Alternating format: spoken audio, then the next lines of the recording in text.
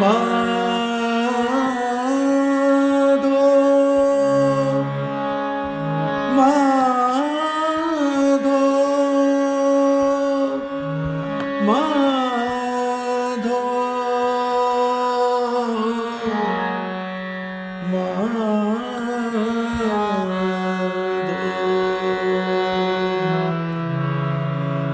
માધો રે मैं तो तेरे द्वारे जोगन होई आऊंगी माधो रे मैं तो तेरे द्वारे जोगन होई आऊंगी डर सकी भीख ले जाऊंगी दर्श की भीख ले जाऊंगी माधो रे मैं तो तेरे द्वारे जोगन होई आऊंगी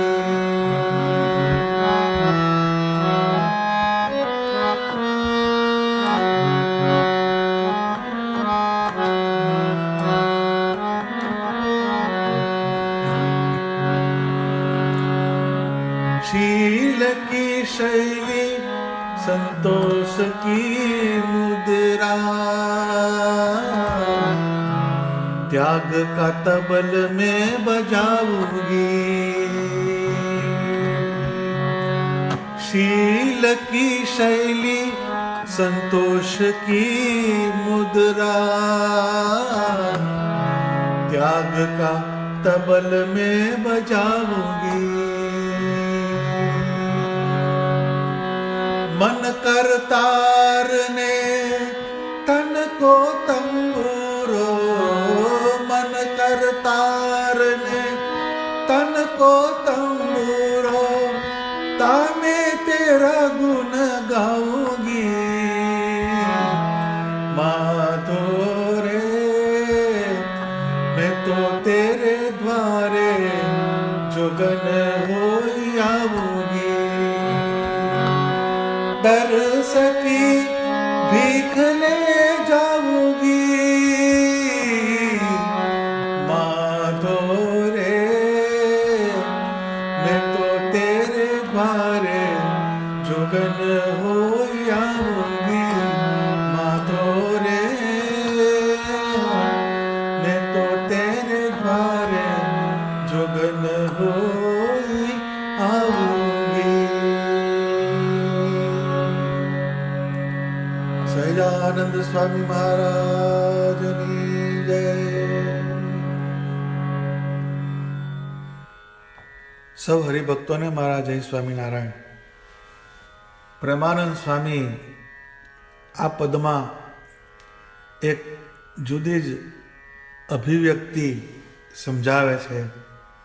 આ પદની અંદર ભગવાનના સ્વરૂપમાં ભક્તની પ્રેમ લક્ષણા ભક્તિનું એક સુંદર નિરૂપણ કરેલું છે. સ્વામી પદની શરૂઆત માધો શબ્દથી કરે છે. પ્રેમાનંદ સ્વામીના પદોમાં એમની પંક્તિઓના શબ્દે શબ્દે સ્વામિનારાયણ ભગવાનની મૂર્તિ પ્રત્યેનો પ્રેમ છલકાતો હોય છે. માધવ ઉપરથી માધો શબ્દ થયો. માધવ એટલે પ્રેમનું પ્રતીક છે. ભગવાનને માધો શબ્દથી પ્રેમાનંદ સ્વામી સંબોધન કરે છે. તેરે દ્વારે એટલે મૂર્તિ. આપણે જ્યારે મૂર્તિ સમક્ષ જઈએ તો આપણી ભાવદશા કેવી હોવી જોઈએ એની સમજણ પ્રેમાનંદ સ્વામી આપે છે. માધો રે મેં તો તેરે દ્વારે જોગન હોઈ આऊंगी. જોગન શબ્દની વ્યાખ્યા કરીએ તો જોગણ એટલે સંસારનો ત્યાગ કરીને બ્રહ્મત્વની પ્રાપ્તિ કરી ઈશ્વરની આરાધનામાં વ્યસ્ત રહેનાર ભગવાધારી સ્ત્રી, કોઈ પણ સ્ત્રી ભગવાનની સાધનામાં જ્યારે આગળ વધે છે ત્યારે એ જોગણનું સ્વરૂપ ધારણ કરતી હોય છે. આપણી સંસ્કૃતિના આચાર મુજબ જોગીઓ અને જોગણ ઘેર ઘેર માગવા નીકળતા હોય છે.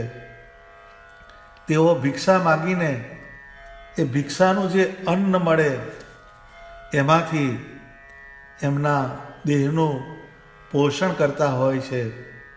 તો જોગણ શબ્દ એ સમજવા જેવો શબ્દ છે. માધો રે મેં તો તેરે દ્વારે જોગન હોય આઉંગી. ગોપી ભાવ પ્રેમાનંદ સ્વામી પ્રગટ કરે છે, પોતાને જોગણ તરીકે મૂલવે છે. પ્રેમાનંદ સ્વામી શ્રીજી મહારાજને ઉદ્બોધન કરે છે કે હું તમારે દ્વારે આવીશ. ભગવાન પાસે જવાની વાત છે, પરંતુ એની પૂર્વ શરત જોગન થવાની છે. આ સંસારમાં બધી જ વસ્તુઓ મળે છે, એકમાત્ર શાંતિવાળું સુખ, કલ્યાણ, ભગવાનની કૃપા, આ વસ્તુઓ નથી મળતી. એને મેળવવા માટે દરેકને ભગવાન પાસે જવું પડે છે. આ જગતમાં આપણે જે કર્મ કરીએ છીએ, ખૂબ જ પુરુષાર્થ કરીને જે વસ્તુઓ પદાર્થ સંપાદન કરીએ છીએ તે આપણને જગતમાં બાંધે છે, એમાં વિકાર આવે છે અને પરિણામે એમાંથી દુઃખ થાય છે. ભગવાન પાસે પુરુષ જાય તો એને જોગી થઈને જવું, અને સ્ત્રી જાય તો એણે જોગણ થઈને જવું. એમના જોગીપણાની વ્યાખ્યામાં સંસારના સુખની આસક્તિનો ત્યાગ, બ્રહ્મત્વની ભાવનાને દ્રઢ કરવાની છે. જોગણ જેમ ભીખ માગે છે તેમ આપણે ભગવાનની મૂર્તિ સામે ઊભા રહીએ ત્યારે શ્રીજી મહારાજને કહેવું કે હે મહારાજ, તમારી પાસે ભિક્ષા માગવા આવ્યો છું.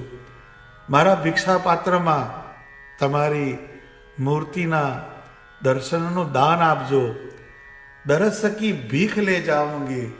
જેમ જોગીઓ હોય, જોગણો હોય, એ ભિક્ષા માગે છે અને ભિક્ષામાં જે અનાજ વસ્તુઓ મળે એનાથી એનું દેહનું પોષણ થાય, એમ આપણા આત્માનું પોષણ કરનાર કોઈ તત્વ હોય તો એ સ્વામિનારાયણ ભગવાનની મૂર્તિનું દર્શન છે.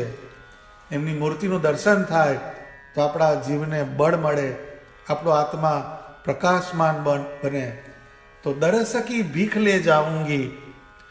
ભગવાનની મૂર્તિના દર્શનનું દાન મળે, એનાથી બીજું શ્રેષ્ઠ દાન 14 બ્રહ્માંડમાં નથી.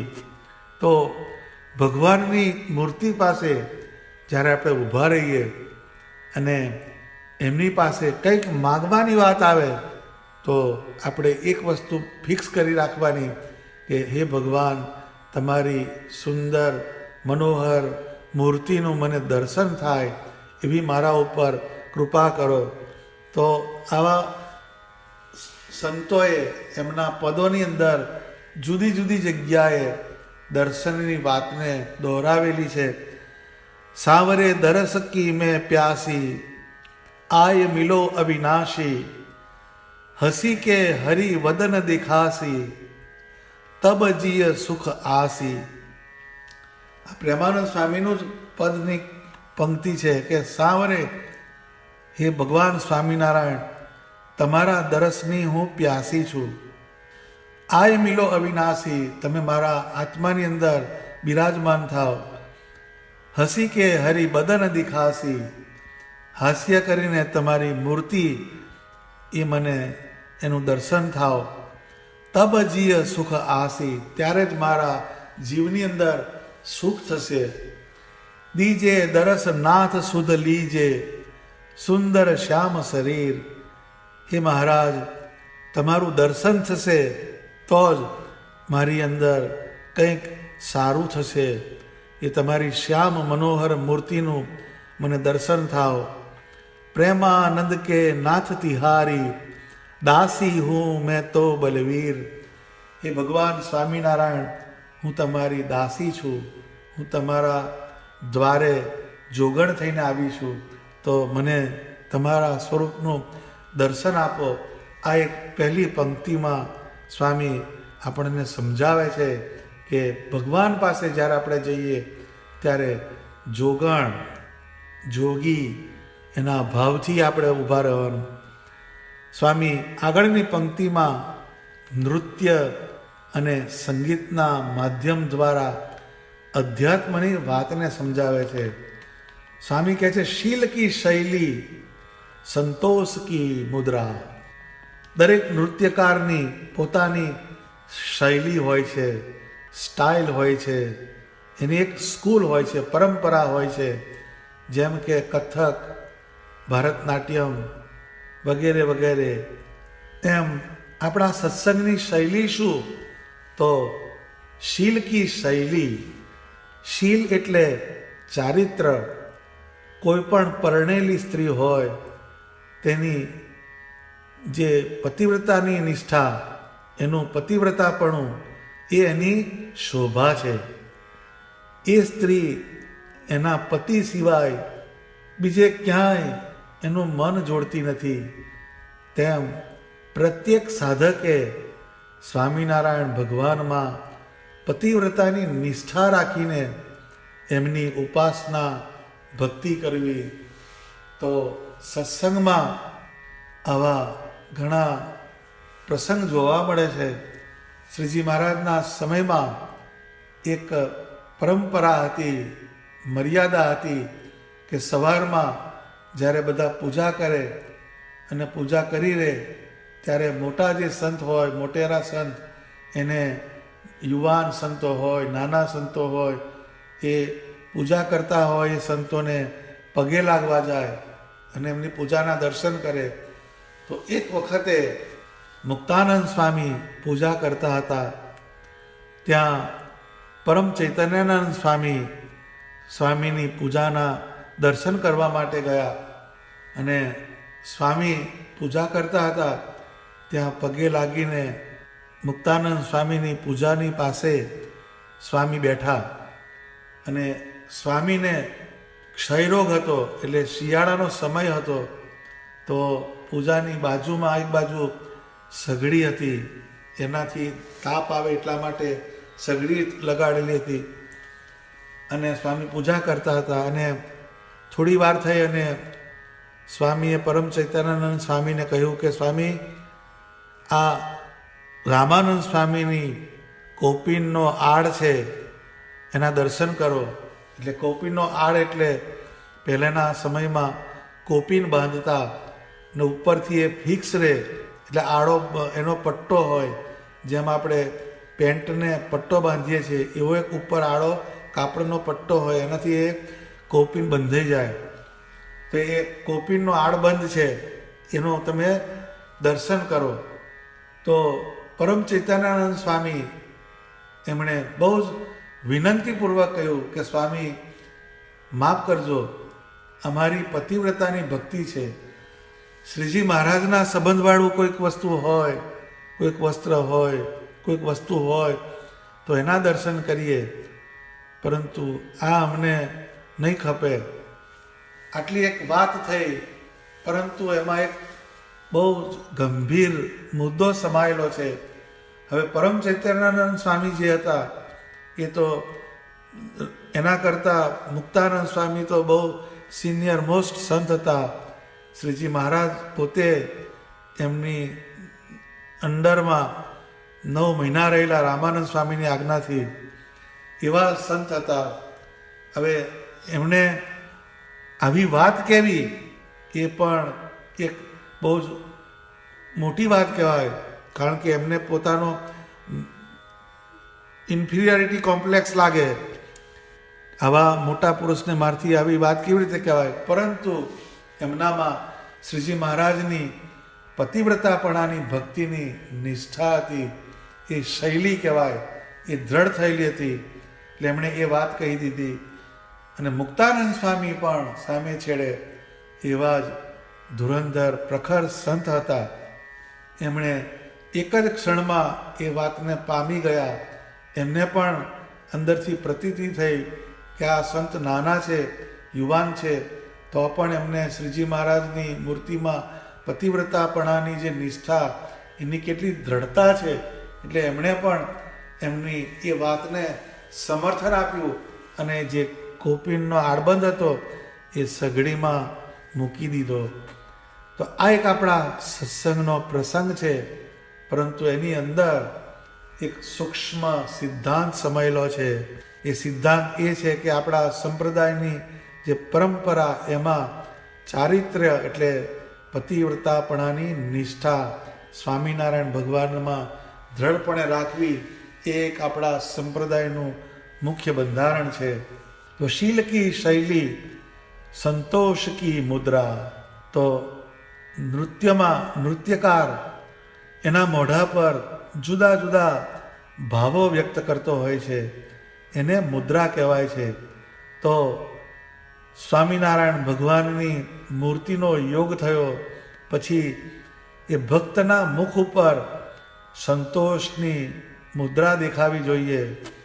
સર્વ કારણના કારણ, સર્વ અવતારના અવતારી, સર્વ સુખના કારણ, સર્વ ધામના ધામી એવા સ્વામિનારાયણ ભગવાન આપણને મળ્યા છે. માટે મને પરમ સંતોષ છે. આ સંતોષને નંદ સંતોએ જુદી જુદી રીતે વ્યક્ત કર્યો છે. ના ગઈ ગંગા ગોદાવરી કાશી, ઘેર બેઠા મળ્યા અક્ષરવાસી. તપને તીર્થમાં હું કાંઈ નવ જાણું, સેજે સેજે હો તો સુખડા રે માણું.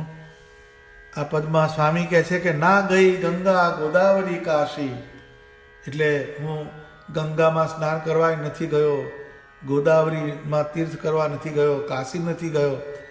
ઘેર બેઠા મળ્યા અક્ષરવાસી, મને અક્ષરધામના અધિપતિ મને અહીં ઘેર બેઠા મળ્યા. તપને તીર્થમાં હું કાંઈ ન જાણું, તપ કરવાનું, તીર્થમાં જવાનું એની મને કંઈ જ ખબર નથી.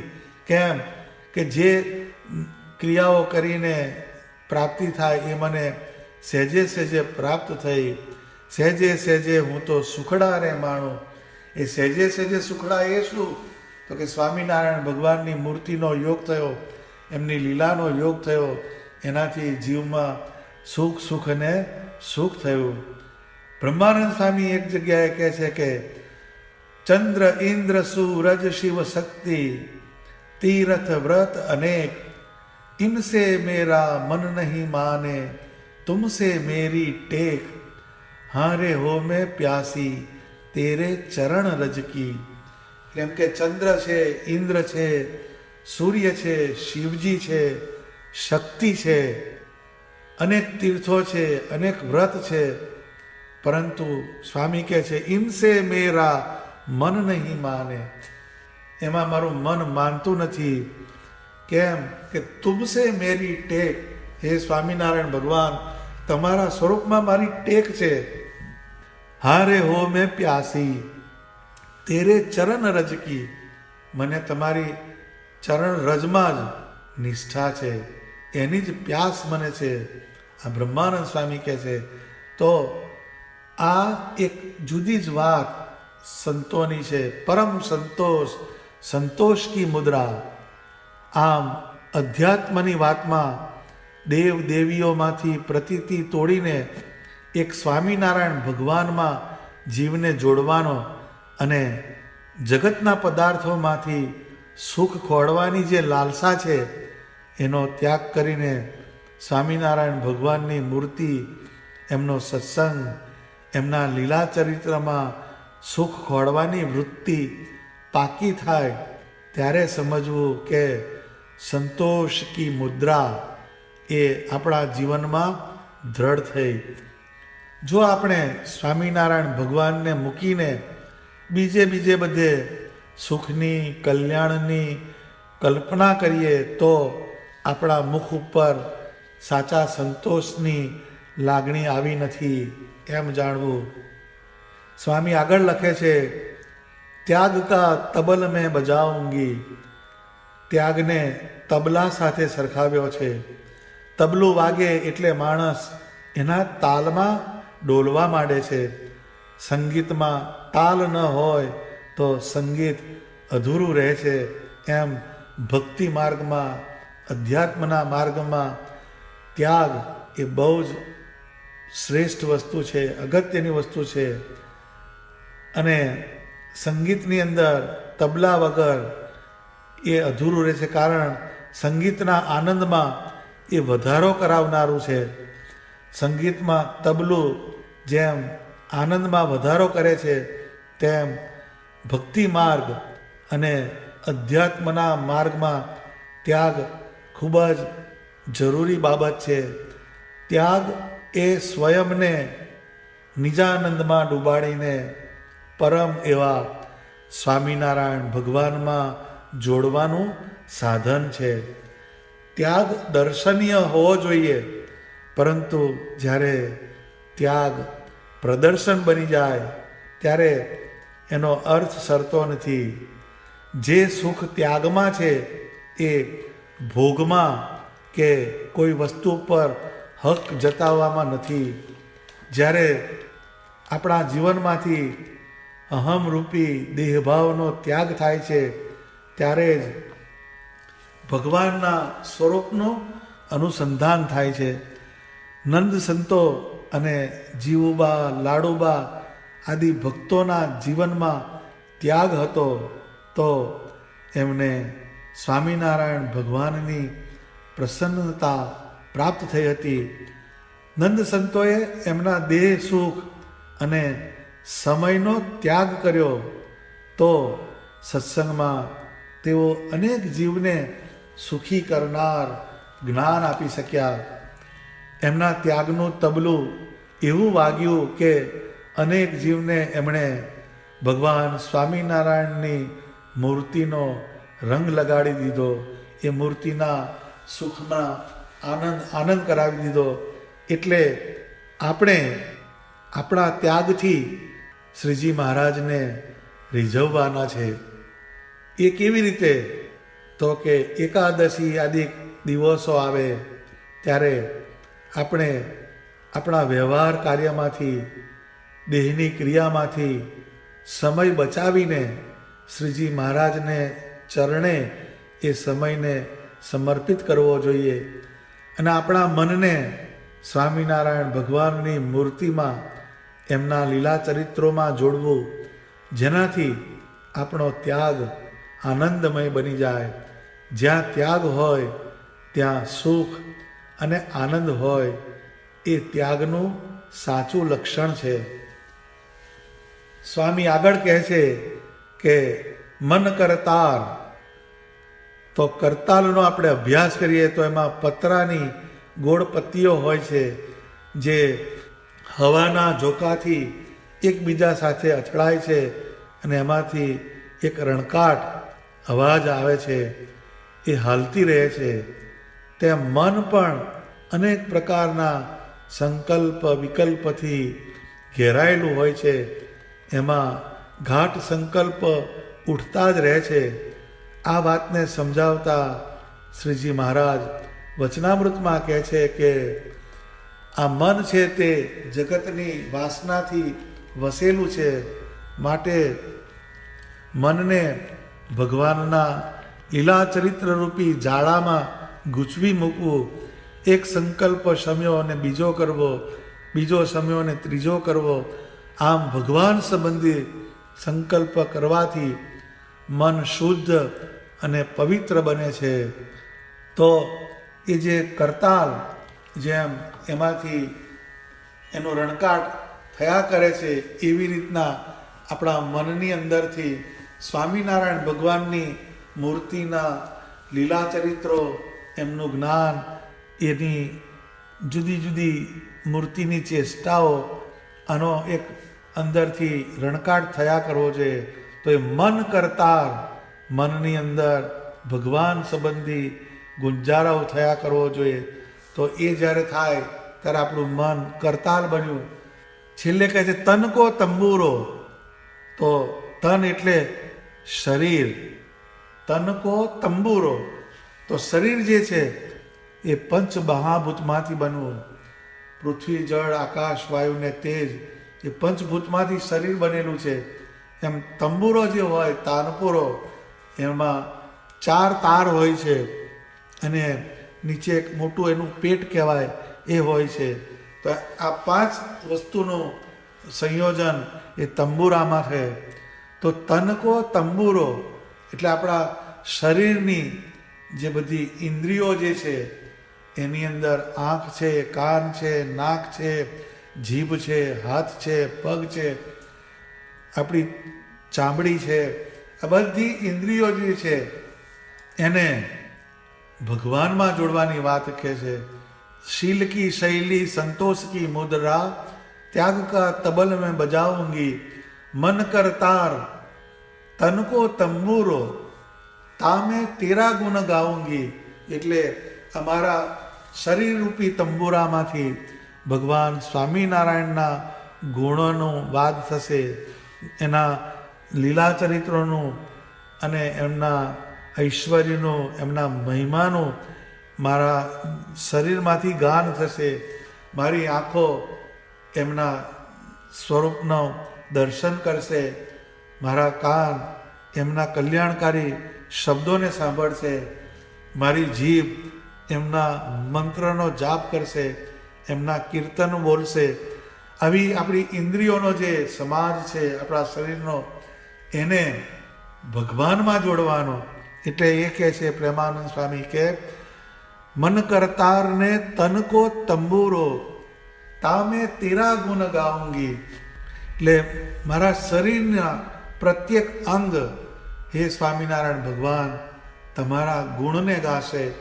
તો એ જે દર્શની ભીખ જે લઈ જાય છે, જે ભિક્ષામાં દર્શનનું દાન આપે છે, એની અગેન્સ્ટમાં આપણે શું કરવાનું? તો કે આપણે એક પતિવ્રતાની નિષ્ઠા રાખવાની સ્વામિનારાયણ ભગવાનમાં, અને આપણા અંતઃકરણની અંદર સંતોષનો ભાવ સદા પ્રગટ રહેવો જોઈએ, અને આપણા જીવનની અંદર ત્યાગ હોવો જોઈએ. આપણા સમયનો ત્યાગ, આપણા દેહને આપણે બીજી ક્રિયાઓમાંથી તોડાવીને ભગવાનમાં જોડવાનો. એટલે એ દેહ એનો ત્યાગ થયો, અને પછી મનની અંદર ભગવાનની મૂર્તિનું મનન થાય, એમનું ચિંતન થાય, અને શરીરમાંથી દરેક ઇન્દ્રિયો ભગવાનના ગુણમાં, એને ગુણાનુવાદની અંદર જોડાય, એવો એક પ્રયત્ન કરવાનો. આપણે જ્યારે ભગવાન પાસે જઈએ, માધોરે મેં તો તેરે દ્વારે જોગન હોઈ આઉંગી, દરસ કી ભીખ લે જાઉંગી. તમારી પાસે હું તમારી મૂર્તિના દર્શનનું દાન લઈને જઈશ. એની સામે મારું જે શરીર છે, તન કો તંબુરો, તામે તેરા ગુણ ગાઉંગી, કાયમ હું તમારા ગુણ ગઈશ.